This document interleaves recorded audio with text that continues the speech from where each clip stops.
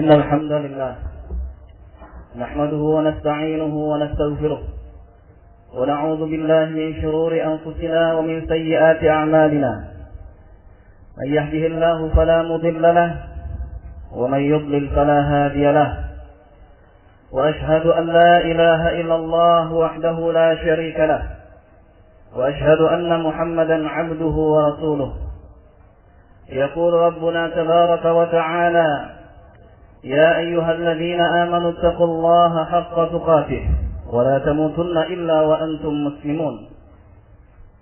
يا أيها الناس اتقوا ربكم الذي خلقكم من نفس واحدة وخلق منها زوجها وبث منهما رجالا كثيرا ونساء، واتقوا الله الذي تساءلون به والأرحام إن الله كان عليكم رقيبا.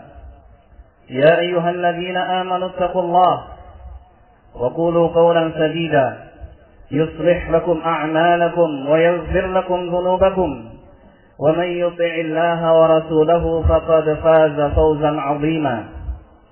أما بعد، فإن أصدق الحديث كتاب الله، وخير الهدي هدي محمد صلى الله عليه وسلم، وشر الأمور محدثاتها، وكل محدثة بدعة، وكل بدعة ضلالة، وكل ضلالة في النار. Hadirin sidang Jumat yang berbahagia, bagaimana yang telah lalu pada khutbah Jumat telah kita dengar bersama bahwa ekstrim merupakan akar permasalahan terorisme yang terjadi di berbagai negeri. Maka kali ini insya Allah kita akan kaji tentang jihad dan terorisme. Hadirin yang dimuliakan Allah, kata terorisme ternyata memiliki makna yang banyak. Kata ini dapat teringkas di dalam 4 makna. Yang pertama adalah al-ghulu, yaitu tindakan melampaui batas. Syekhul Islam Ibnu Taimiyah rahimahullah mendefinisikan ghulu ini dengan tindakan yang melampaui batas di dalam memuji, mencela dan sebagainya. Kemudian makna kedua adalah al-baghyu, yaitu memberontakan. Ibnu Abidin di dalam hasyiahnya mendefinisikannya dengan suatu kaum yang memiliki kekuatan, melakukan konsolidasi dan berusaha mengkudeta pemerintah dengan persepsi bahwa mereka di atas kebenaran serta mengklaim bahwa mereka memiliki wilayah kekuasaan. Kemudian makna yang ketiga adalah al-khawarij. An-Nawawi rahimahullah di dalam Raudatul Talibin mendefinisikannya dengan suatu kelompok ahlul bid'ah yang berkeyakinan bahwa pelaku dosa besar adalah kafir dan kekal di neraka. Dengannya mereka mencela pemerintah, tidak mau sholat Jumat dan berjamaah bersama mereka. Makna yang keempat adalah al-hirabah atau tindakan anarkis. Ibnu Abdul Bar di dalam Al-Kafi mendefinisikannya dengan setiap orang yang melakukan kejahatan, perampokan, teror dan bertindak anarkis di muka bumi dengan cara mengambil harta, menumpahkan darah dan melanggar apa-apa yang diharamkan oleh Allah untuk dilanggar. Pada seminar Rabitah Alam Islami yang diselenggarakan di Makkah atas prakarsa Raja Fahad Ibn Abdul Aziz rahimahullah, tercetus bayan Makkah yang mendefinisikan terorisme dengan perbuatan teror yang dilakukan oleh individu atau kelompok atau negara secara zalim kepada manusia, pada agamanya, darahnya, akalnya, hartanya dan kehormatannya. Tercakup di dalamnya berbagai bentuk teror, gangguan, ancaman, dan pembunuhan tanpa hak, serta berbagai tindakan anarkis lainnya, dengan tujuan menebar ketakutan di tengah manusia dan ancaman terhadap kehidupan dan keamanan. Semua ini hadirin sekalian masuk di dalam perbuatan merusak di muka bumi yang dilarang oleh Allah Subhanahu wa ta'ala di dalam firman-Nya, "Wala tabghil fasada fil ard, innallaha la yuhibbul mufsidin." Dan janganlah kamu berbuat kerusakan di muka bumi, sesungguhnya Allah Subhanahu wa ta'ala tidak menyukai orang-orang yang berbuat kerusakan. Hadirin yang dimuliakan Allah, Allah Subhanahu wa ta'ala telah memberikan balasan yang sangat keras terhadap aksi terorisme dan tindakan anarkis, dan menggolongkan mereka tersebut sebagai perang terhadap Allah Subhanahu wa ta'ala dan Rasul-Nya. Allah Subhanahu wa ta'ala berfirman, "Innama jazaa'ul ladzina yuharibuna Allah wa rasulahu wa yas'auna fil ardi fasada ay yuqattalu aw yusallabu aw tuqatta'a aydihim wa arjuluhum min khilaf aw yunfaw fil ardi dzalika lahum khizyun fid dunya wa lahum fil akhirati 'adzabun 'adzim." Sesungguhnya balasan terhadap orang-orang yang merangi Allah dan Rasul-Nya dan membuat kerusakan di muka bumi, mereka dibunuh atau disalib atau dipotong tangan dan kaki mereka dengan cara silang atau dibuang dari negeri kediamannya. Yang demikian itu sebagai suatu penghinaan untuk mereka di dunia, dan di akhirat mereka mendapatkan siksa yang teramat pedih. Hasil seminar menegaskan di antara contoh teror oleh negara adalah apa yang dilakukan oleh kaum Yahudi terhadap Palestina dan Serbia terhadap Bosnia, Herzegovina, dan Kosovo. Ini adalah teror yang paling berbahaya terhadap keamanan dan kedamaian dunia. Perlawanan terhadap tindakan teror ini termasuk upaya membela diri dan termasuk dalam rangka jihad fi sabilillah.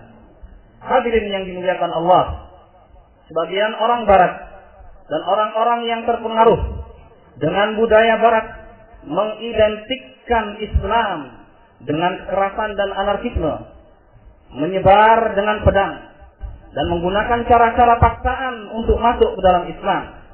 Mereka berusaha memaksakan jihad ke dalam jenis aksi teror. Sementara kaum ekstremis Khawarij, orang-orang yang keras namun bodoh, melabeli aksi teror mereka dengan jihad. Hadirin sekalian yang dimuliakan Allah, musuh-musuh Islam dengan media yang mereka miliki terus berbuat makar untuk memberikan kesan buruk pada cita Islam, agar manusia menjauhi Islam, agar manusia tidak pede untuk berislam. Mereka kesankan orang-orang yang berjenggot, orang-orang yang berjubah sebagai teroris. Wanita bercadar atau berhijab mereka kesankan sebagai teroris. Padahal Nabi Shallallahu Alaihi Wasallam adalah orang yang panjang dan lebat jenggotnya dan merintahkan umatnya untuk memeliharanya. Beliau bersabda alaihi salatu wassalam, "A'ful liha wa ahfus syawarib." Peliharalah jenggot dan cukurlah kumis kalian. Para wanita, para sahabat wanita di zaman beliau Shallallahu Alaihi Wasallam menggunakan hijab untuk menutupi aurat-aurat mereka, karena Nabi Shallallahu Alaihi Wasallam telah bersabda, "Al-mar'atu aurah, fa idza kharajat istashrafaha syaitan." Wanita itu adalah aurat. Jika dia keluar rumah, maka setan menghias-hiasinya. Allah Subhanahu wa ta'ala berfirman, "Ya ayyuhan nabi, qul li azwajika wa banatika wa nisa'il mu'minin yudnina 'alayhinna min jalabibihin, dzalika adna an yu'rafna fala yu'dain, wa kana Allahu ghafurar rahima." Wahai Nabi, katakanlah kepada istri-istrimu, anak-anak perempuanmu, dan istri-istri orang-orang yang beriman, hendaklah mereka mengulurkan jilbabnya ke seluruh tubuh mereka, Yang demikian itu supaya mereka lebih mudah untuk dikenal. Karena itu mereka tidak diganggu. Dan Allah Maha Pengampun lagi Maha Penyayang. Ibnu Katsir di dalam tafsirnya menyebutkan perkataan Ibnu Abbas radhiyallahu taala anhuma bahwa beliau berkata, Allah Subhanahu wa taala memerintahkan kepada istri-istri orang-orang yang beriman, jika mereka keluar dari rumah-rumah mereka untuk suatu keperluan, hendaknya mereka menutupi wajah-wajah mereka dengan jilbab-jilbab mereka yang mereka pakai mulai dari atas kepala-kepala mereka. Hadirin, saya mengingatkan kepada kaum muslimin secara keseluruhan untuk tidak ikut andil di dalam preteli syariat Islam yang mulia dan tinggi ini, secara sadar atau tidak, dengan sengaja atau tidak. Sadarlah bahwa Allah Subhanahu wa taala telah mengabarkan kepada kita, "Walan tarda 'ankal yahud walan nasara hatta tattabi'a millatahum." Orang-orang Yahudi dan Nasrani tidak akan senang kepada kalian hingga kalian mengikuti agama mereka. Dan Allah Subhanahu wa taala berfirman, "Wadda katsirun min ahli al-kitab law yaruddunakum min ba'di imanikum kuffara hasadan min 'indi anfusihim min ba'di ma tabayyana lahumul haqq fa'fu 'anhum wasfahu." Artinya, sebagian besar ahlul kitab menginginkan agar mereka dapat mengembalikan kalian kepada kekafiran setelah kalian beriman, karena dengki yang timbul dari diri-diri mereka setelah nyata bagi mereka itu kebenaran. Hadirin, sementara kaum Khawarij yang bodoh, sebagaimana yang telah Rasulullah Shallallahu Alaihi Wasallam sabdakan, telah membuat citra buruk juga terhadap Islam. Tidak jauh kemungkinan bahwa mereka juga dimanfaatkan oleh musuh-musuh Islam dalam upaya untuk mencoreng citra Islam juga. Bukankah kebodohan yang telah membuat bangsa kita dijajah oleh Belanda, penjahat kafir, selama 350 tahun? Oleh sebab itu, marilah kita bekali diri-diri kita dengan ilmu, khususnya ilmu agama, yang akan menyelamatkan kita dalam kehidupan di dunia kita serta di akhirat. Dan dengan ilmu tersebut kita akan dimudahkan oleh Allah Subhanahu wa taala masuk ke dalam surganya. Rasulullah sallallahu alaihi wasallam bersabda, "Man salaka tariqan yaltamisu fihi ilman, sahhalallahu lahu bihi tariqan ilal jannah." Barang siapa yang menempuh suatu jalan yang di dalamnya dia menuntut ilmu, niscaya Allah akan mudahkan jalan baginya menuju surga. Hadirin yang dimuliakan oleh Allah, sesungguhnya Islam tegak di atas dakwah dengan cara yang bijak, nasihat yang baik, mengajak dan menyeru kepada perdamaian dan kedamaian. Sebab kata Islam itu berasal dari as-salam, yang berarti kedamaian dan keselamatan. Allah Subhanahu wa taala berfirman, "Wa ma arsalnaka illa rahmatan lil alamin." Dan tidaklah kami mengutus engkau wahai Muhammad melainkan untuk menjadi rahmat bagi semesta alam. Barang siapa yang memperhatikan nas-nas Al-Qur'an maupun As-Sunnah akan tahu bahwa Islam datang dengan penuh hikmah, kasih sayang, perbaikan, bukan kerusakan. Allah Subhanahu wa taala berfirman, "La ikraha fid din, qad tabayyana ar-rusydu minal ghayy." Tidak ada paksaan untuk masuk agama Islam. Sesungguhnya telah jelas jalan yang benar dari jalan yang sesat. Allah Subhanahu wa taala juga berfirman, "Walau syaa'a rabbuka la'amana man fil ardh walau syaa'a rabbuka la'amana man fil ardi kulluhum jami'a afa anta tukrihun nas hatta yakunu mu'minin." Dan jikalau Rabbmu wahai Muhammad menghendaki, tentulah beriman semua orang yang ada di muka bumi ini seluruhnya. Maka apakah kamu hendak memaksa manusia supaya mereka menjadi orang-orang yang beriman semuanya? Adalah Nabi Shallallahu Alaihi Wasallam. Jika mengirim suatu pasukan, beliau senantiasa berpesan, "Ukhruju bismillah, tuqatiluna fi sabilillah man kafara billah, la taghdiru wa la tumathilu wa la taghullu wa la taqtulul wildan wa la ashabas sawami'." Artinya, berangkatlah kalian berjihad dengan menyebut nama Allah, berperanglah kalian di jalan Allah. Orang-orang yang kufur kepada Allah, janganlah berkhianat, janganlah bertindak keji, janganlah mencuri harta rampasan sebelum dibagi, janganlah membunuh anak-anak dan para rahib. Berikutnya, akan dijelaskan tentang jihad serta tinjauan syariatnya.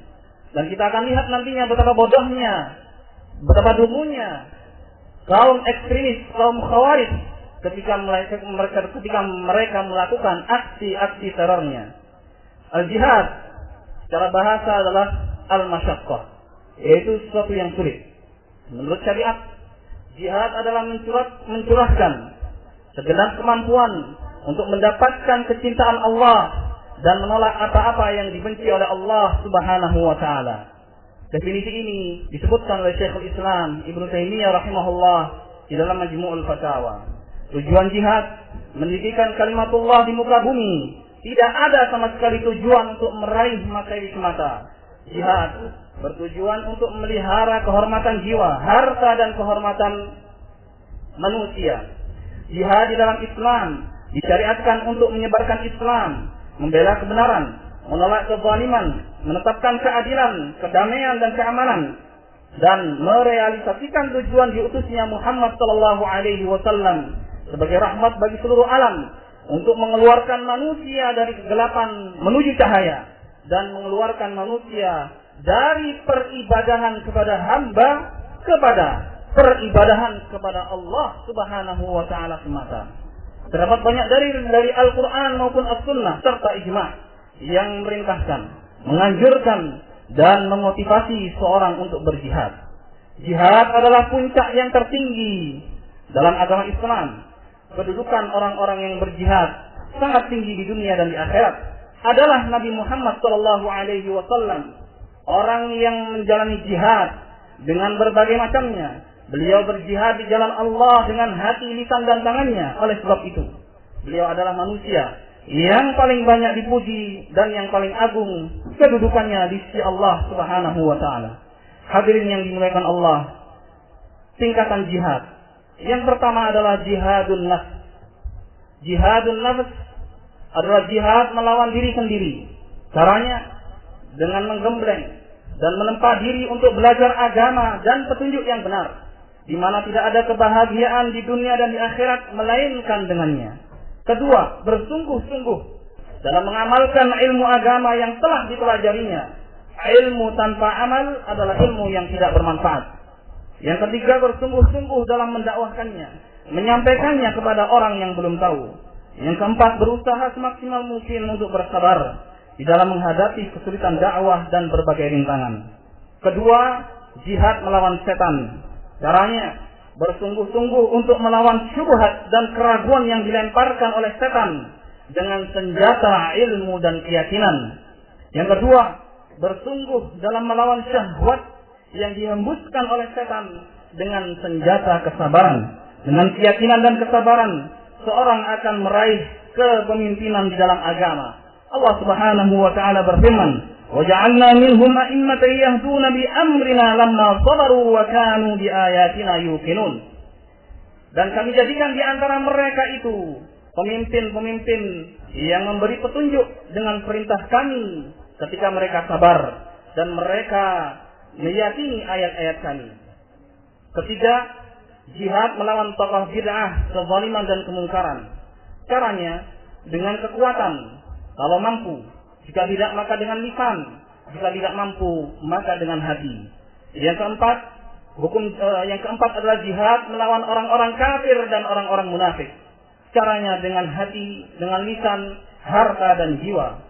Hukum jihad melawan orang-orang kafir, hukumnya adalah fardu kifayah. Tentunya dibekali dengan ilmu dan kemampuan.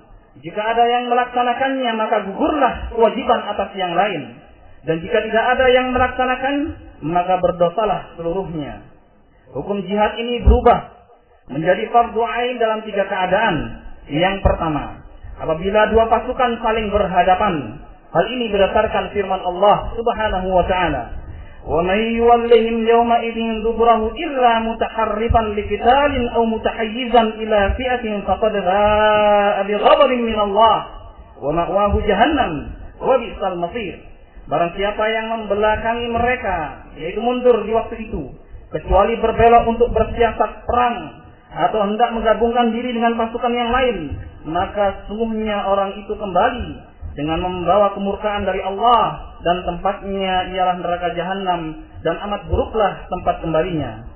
Keadaan kedua, jika musuh atau penjajah kafir telah memasuki daerah muslimin dan mengepungnya, maka wajib setiap individu untuk membela diri dan agamanya.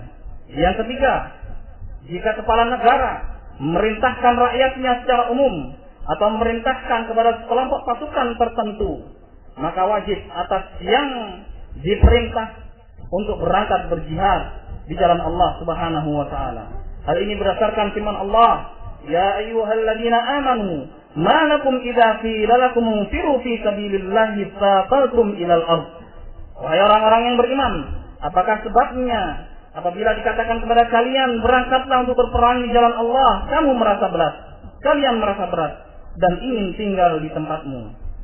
Dan berdasarkan sabda Nabi sallallahu alaihi wasallam, "Wa idza tunfirtum fanfiru." Dan jika kalian diperintahkan untuk berangkat berperang oleh kepala negara, maka berangkatlah. Dengan demikian diketahui bahwa jihad terbagi menjadi dua, jihad talab atau hujum atau jihad ofensif, ya, di mana syaratnya yang pertama adalah dipimpin oleh kepala negara, yang kedua memiliki kekuatan, dan yang ketiga memiliki wilayah. Yang kedua adalah jihad difa atau jihad defensif. Hukumnya wajib bagi setiap individu. Tentang bom bunuh diri, Syekh Shalih Al-Fauzan hafizahullah taala berkata, bom bunuh diri bukanlah amalan untuk memperoleh gelar syahid, sebab seorang bomber pasti akan membunuh dirinya. Barang siapa yang bunuh diri, maka dia terancam dengan api neraka, sebagaimana tersebut dalam banyak hadis yang sahih. Dalam firman Allah Subhanahu wa taala, "Wa la tahsabanna alladziina qutilu fi sabilillahi amwata." Janganlah kalian mengira bahwa orang-orang yang terbunuh di jalan Allah itu mati. Allah tidak mengatakan orang-orang yang membunuh diri-diri mereka, akan tapi Allah mengatakan orang-orang yang terbunuh di jalan Allah, bukan orang-orang yang bunuh diri. Nah, orang-orang yang terbunuh di jalan Allah adalah orang-orang yang akan mendapatkan pahala syahid. Sementara orang yang bunuh diri pasti berdosa. Sangat berbeda antara dua keadaan ini. Aqulu qawli hadza wa astaghfirullah li wa lakum wa li sa'iril muslimin innahu huwal ghafurur rahim.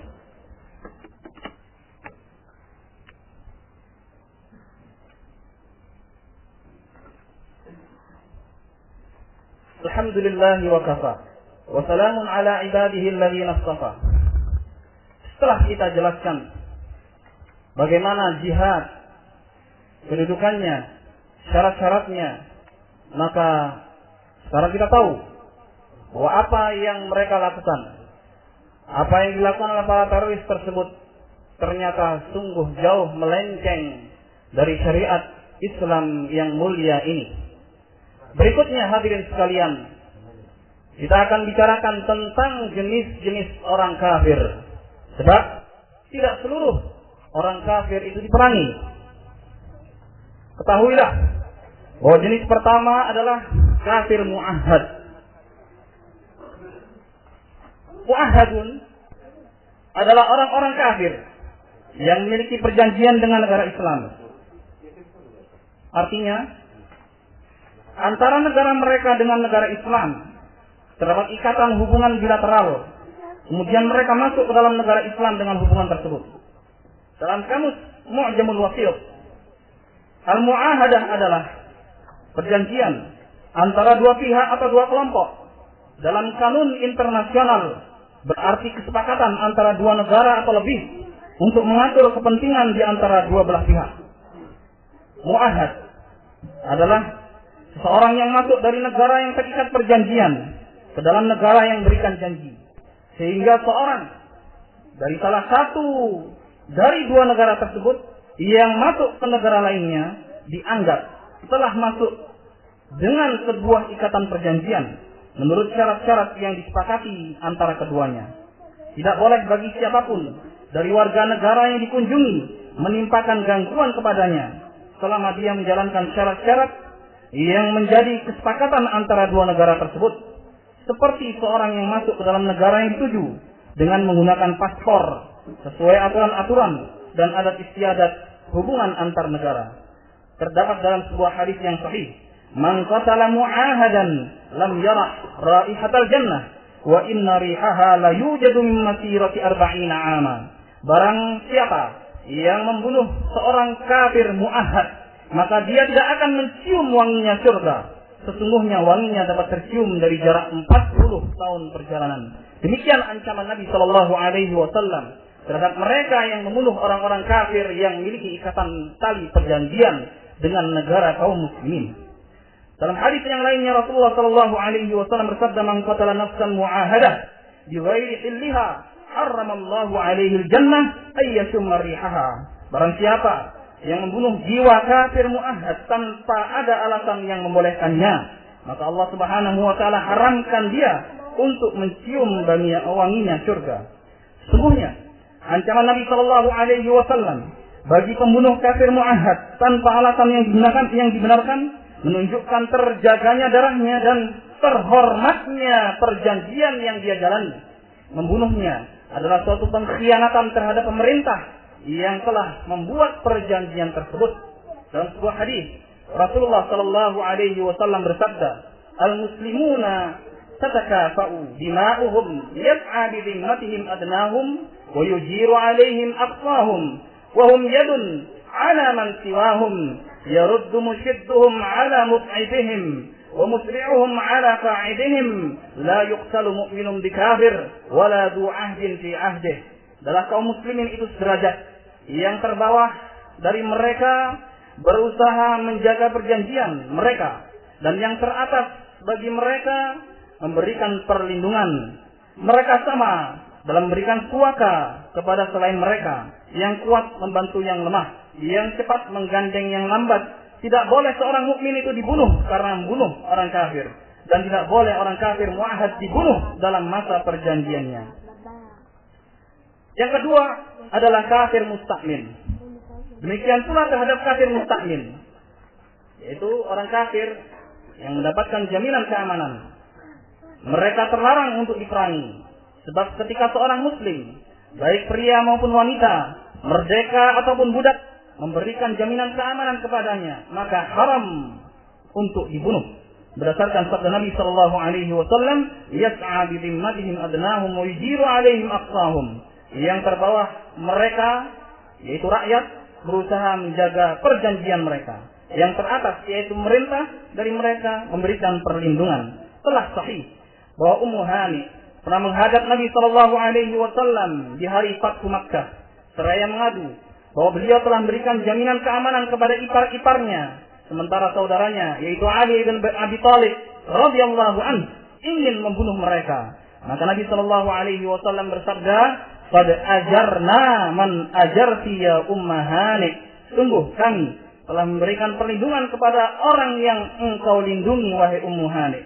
Barang siapa dari orang kafir yang dilindungi dan dijamin keamanannya oleh salah seorang muslim, maka wajib atas seluruh muslimin untuk memberikan keamanan kepadanya, dan tidak seorang pun boleh membunuhnya atau mengambil hartanya. Kalau demikian, maka bagaimana jika pelindung dan penjamin keamanan mereka adalah pemerintah, pemegang baiat yang Allah Subhanahu wa taala telah mewajibkan untuk mentaati mereka dalam firman-Nya, "Ya ayyuhalladzina amanu athi'ullaha wa athi'ur rasul wa ulil amri minkum." Wahai orang-orang yang beriman, taatilah Allah dan taatilah Rasulnya dan ulil amri di antara kalian. Maka taat kepada pemerintah adalah wajib, kecuali dalam bermaksiat kepada Allah. Berdasarkan sabda Nabi sallallahu alaihi wasallam, "La ta'ata li makhluqin fi ma'siyatil khaliq." Tidak ada ketaatan kepada makhluk dalam bermaksiat kepada Allah Subhanahu wa taala. Maka barang siapa yang mengkhianati pemerintahnya dengan membunuh orang yang dijamin keamanannya, maka dia telah melakukan suatu perkara yang besar dan kejahatan yang dahsyat.